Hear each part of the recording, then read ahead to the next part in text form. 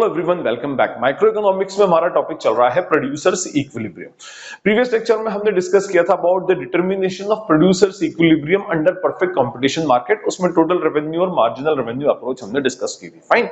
इस लेक्चर में अब हम बात करेंगे determination of producers equilibrium under imperfect competition, और उसमें भी हम डिस्कस करेंगे about total revenue, total cost and marginal revenue and marginal cost approach.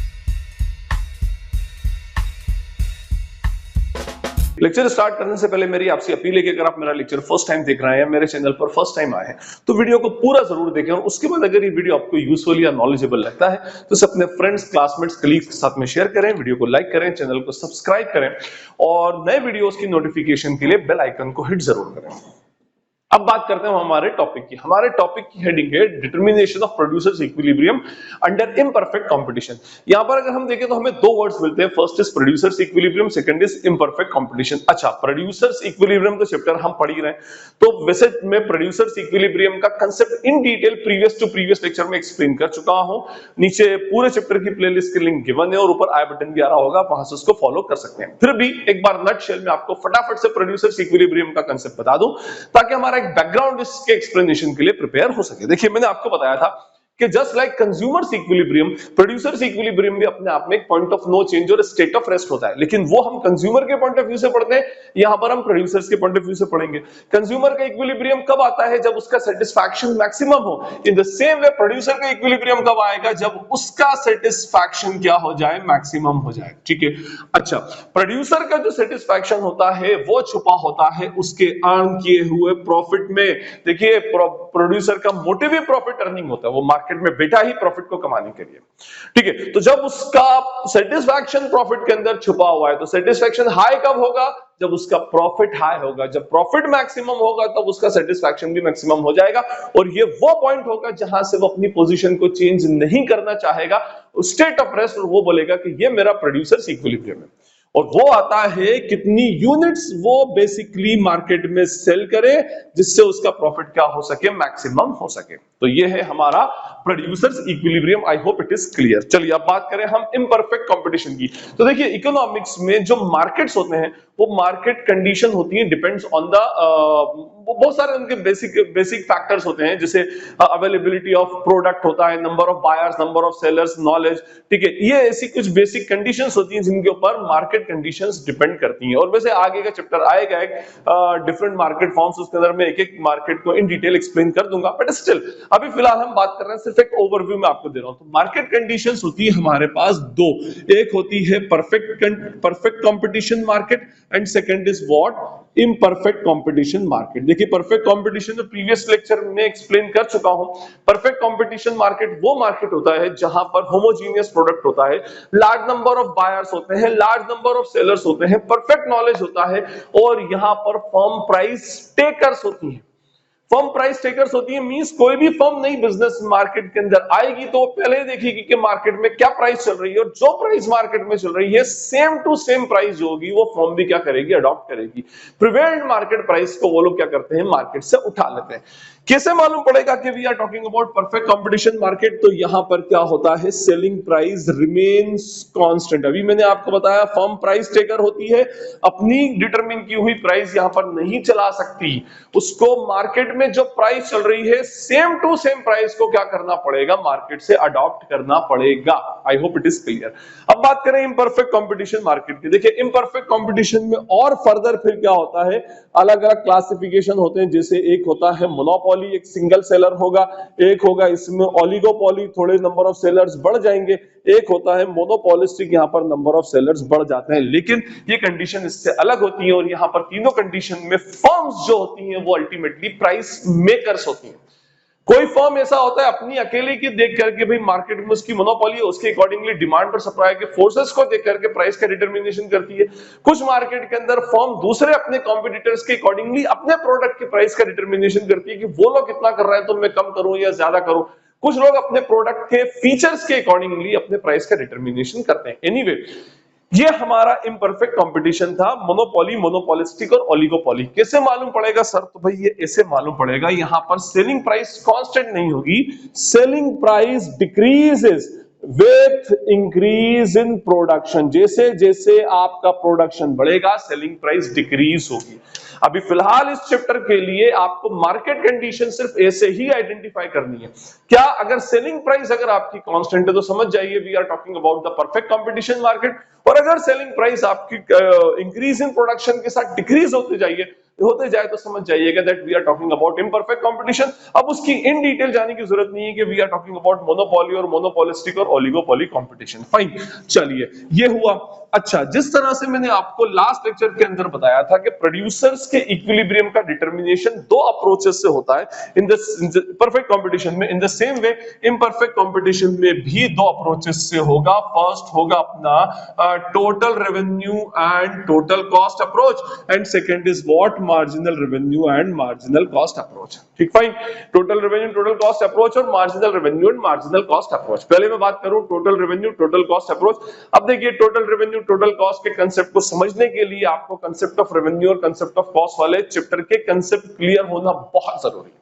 Anyway, आइए हम बात करते हैं about the total revenue and total cost approach. Total revenue and total cost approach में प्रोड्यूसर्स इक्विलिब्रियम कब आएगा? when total revenue is greater than total cost and difference between the two is what maximum, जब दोनों के बीच में difference maximum हो जाए। देखिए टोटल रेवेन्यू और टोटल कॉस्ट का डिफरेंस क्या होता है? प्रॉफिट होता है, और प्रॉफिट मैक्सिमम होगा तो ही तो जाकर के आपका इक्विलिब्रियम पॉइंट अचीव होगा। फाइन। और marginal revenue and marginal cost approach में जस्ट लाइक परफेक्ट कंपटीशन, यहां पर प्रोड्यूसर्स इक्विलिब्रियम कब स्ट्राइक होगा? When marginal revenue should is equals to marginal cost, जब दोनों इक्वल हो जाए, in that case producers equilibrium will strike. अब आप चाहे तो इस अप्रोच से जाएं या इस अप्रोच से जाएं, आपका प्रोड्यूसर्स इक्विलिब्रियम हमेशा सेम यूनिट के ऊपर जाकर के स्ट्राइक होगा, whether we are following the total revenue total cost approach और we are following the marginal revenue और मार्जिनल कॉस्ट अप्रोच। ठीक, फाइन। अब मैं आपको इसको एक शेड्यूल बना देता हूं यहां पर, और उस शेड्यूल के थ्रू और ग्राफ के थ्रू फिर मैं आपको एक्सप्लेन करूंगा कि कैसे दोनों अप्रोचेस से प्रोड्यूसर्स इक्विलिब्रियम स्ट्राइक होता है। यहां पर मैंने एक रेवेन्यू एंड कॉस्ट शेड्यूल बनाया है, और फर्स्ट कॉलम में हमारा यूनिट्स का कितनी यूनिट्स हम सेल कर रहे हैं, second column is of selling price. और इस कॉलम को देखकर हमें समझ आता है कि यहां पर हमारा जो है मार्केट कंडीशन इम्परफेक्ट कंपटीशन है, क्योंकि देखिए जैसे जैसे हमारी नंबर यूनिट सोल्ड बढ़ रही है, अकॉर्डिंगली हमारी सेलिंग प्राइस जो है वो डिक्रीज हो रही है। फाइन। 0 यूनिट के ऊपर 10 रुपीस थी, वैसे भी 0 यूनिट तो मींस कोई प्रोडक्ट सेल हो ही नहीं रहा। जैसे आपने 1 यूनिट की तो सेलिंग प्राइस को 9, 2 पर 8, 3 पर 7, 4 पर 6, 5 पर 5 और 6 पर 4, ये जस्ट एक एग्जांपल है कि जैसे जैसे आप आउटपुट बढ़ाते जा रहे हैं अकॉर्डिंगली आपकी सेलिंग प्राइस मार्केट में डाउन होती जा रही है। क्यों होती है? अब ये जब हम मार्केट फॉर्म्स पढ़ेंगे उसके अंदर मैं आपको एक्सप्लेन कर दूंगा। एनीवे, टोटल रेवेन्यू जो होता है, टोटल रेवेन्यू का फॉर्मूला होता है यहां पर n into selling price. Selling price को n से मल्टीप्लाई कर देंगे तो टोटल रेवेन्यू आ जाएगा 9 1 जा 9, 8 2 जा 16, 7 3 जा 21, 4 6 जा 24, 5 5 जा 25 एंड 6 4 जा 24। टोटल कॉस्ट का कॉलम है, टोटल कॉस्ट 0 यूनिट के ऊपर कुछ होती है, मैंने आपको बताया था TC is equals to TFC plus TVC, और 0 यूनिट के ऊपर भी हमेशा कुछ ना कुछ टोटल कॉस्ट होगी और वो हमेशा टोटल फिक्स कॉस्ट के इक्विवेलेंट होती है। एनीवे, तो ये हमारा टोटल कॉस्ट का है 2 5 9 11 14 20 एंड 27। अब हमारे पास नेक्स्ट कॉलम है प्रॉफिट का, तो प्रॉफिट का फॉर्मूला होता है टीआर माइनस टीसी। तो देखिए 0 माइनस 2 इज व्हाट? माइनस 2, मतलब 0 यूनिट जब आप बेच रहे हैं तो आपको लॉस हो रहा है, नेचुरली लॉस होगा क्योंकि रेवेन्यू कुछ जनरेट हो नहीं रही है, कॉस्ट आपकी जेब से लग रही है टोटल फिक्स कॉस्ट के इक्विवेलेंट, तो -2 आ गया। यहां पर 9 minus 5 will be 4, 16 minus 9 will be 5, 21 minus 11 will be 10, 24 minus 14 will be 10, 25 minus 20 will be 5 and 24 minus 27 is -3। फिर जाकर के हम लॉस में चले गए। क्या बताया मैंने अभी आपको थोड़ी देर पहले? टोटल रेवेन्यू और टोटल कॉस्ट अप्रोच में जहां पर हमारा प्रॉफिट मैक्सिमम होगा, देखिए unit number 3 and unit number 4, लेकिन क्योंकि हम रैशनल प्रोड्यूसर हैं तो हम यूनिट 3 पर ना रुकते हुए यूनिट 4 के ऊपर रुकेंगे। Means this unit 4 will be our producers equilibrium. Why? Because difference between TR and TC is maximum. Total revenue total cost से मैक्सिमम लेवल के ऊपर हायर है, तो ये जो पॉइंट होगा this point will be called as our producers equilibrium as per TR and TC approach. देखिए MR and MC approach बता दूं, फिर आपको ग्राफ भी बता दूंगा ताकि आपको कंसेप्ट क्लियर हो जाए। एमआर कैसे निकालते हैं हम? एमआर का फॉर्मूला होता है TR N minus TR N minus 1। 0 के ऊपर तो छोड़ ही थे हम उसमें। इसके बाद होगा 9 minus 0 will be 9, 16 minus 9 will be 5, 21 minus 16 will be 5, 24 minus 21 will be 3, 25 minus 24 will be 1 and minus 1। ये हमारा आ गया मार्जिनल रेवेन्यू। ठीक, फाइन। चले अब आइए मार्जिनल कॉस्ट पे। मार्जिनल कॉस्ट का फॉर्मूला हमारा बनेगा TCN minus TCN minus 1।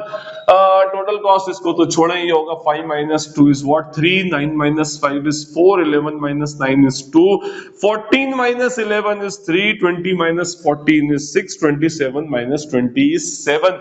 Cost हमारी बढ़ते जाना है और उसके पीछे रीजन क्या है? लॉ ऑफ वेरिएबल प्रोपोर्शन या law of decreasing efficiency of workers variable factors. अब देखिए यहां पर भी सेम टू सेम कहानी है। ठीक है, क्या है यहाँ पर? MR is equals to MC। मैंने अभी आपको थोड़ी देर पहले बताया था कि TRTC। देखिए मार्केट कंडीशन कोई भी हो, चाहे परफेक्ट हो चाहे इम्परफेक्ट कंपटीशन हो, अप्रोच दो ही है और दोनों सेम है।